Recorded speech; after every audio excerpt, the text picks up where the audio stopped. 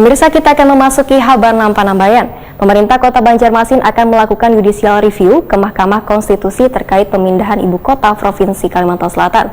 Upaya judicial review dilakukan karena hasil koordinasi dengan seluruh camat wan lurah di Banjarmasin menunjukkan bahwa Kadadanang dilibatkan dalam proses pembentukan RUU Provinsi yang sudah disahkan menjadi undang-undang.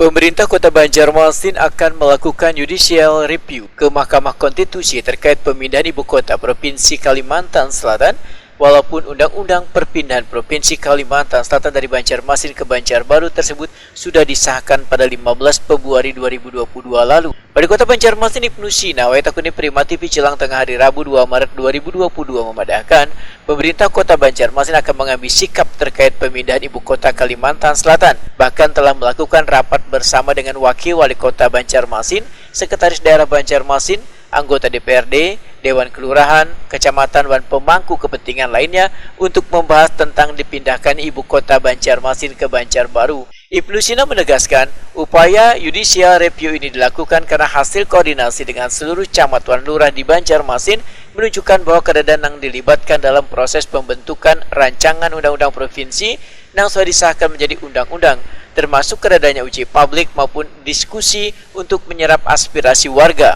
Menurut Ibnu Sina, ditetapkannya Banjarmasin sebagai ibu kota telah tertuang dalam undang-undang yang dibuat oleh pemerintah Provinsi Kalimantan Selatan. Ya, tadi minta masukan aja dari bagian hukum dan juga dinas di Pemkop terkait dengan rencana untuk judicial review undang-undang provinsi. Sekaligus juga kan malam ini ada program Bamara, Pendapatan Masyarakat. Kita ingin menggali aja informasi dari masyarakat, aspirasinya terkait dengan judicial review. Kita dengarkan aja masyarakat seperti apa aspirasinya, masyarakat Banjarmasin terutama. Tapi sebelum tanya tadi camat, lurah, kemudian dari Dewan, Setwan, adakah resmi ditakuni undangan atau apa? Sudah ada panggilan? Ya, sudah, sekedar mencari informasi itu aja.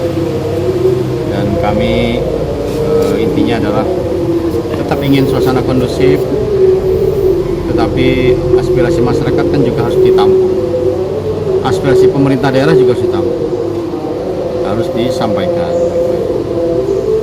Dan memang masih ada waktu sampai kemudian diundangkan dalam lembaran negara. Nah, setelah itu baru bisa di judicial review. Dan waktunya sekitar 45 hari. Artinya ada kesempatan untuk judicial review. Tapi positif ya kalau dari Pemko akan judicial review gitu Pak? Masih mengumpulkan data, informasi, kemudian juga aspirasi masyarakat.